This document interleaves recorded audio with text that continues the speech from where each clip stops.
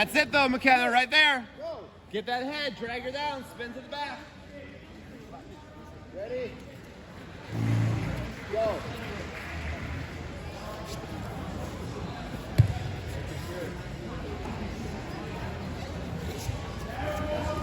Get that left hand on the inside. Pump that left hand on the inside.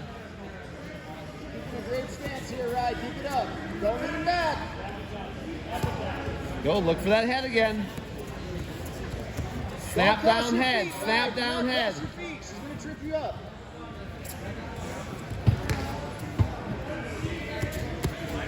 Stay square with her. Stay square.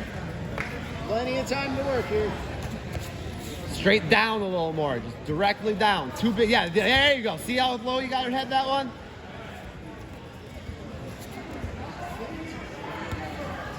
Go cross collar so you can do that like loop choke combination. Snap her down, loop it around. Cross collar.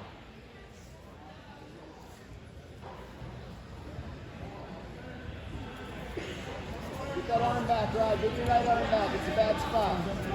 Under, yep, there you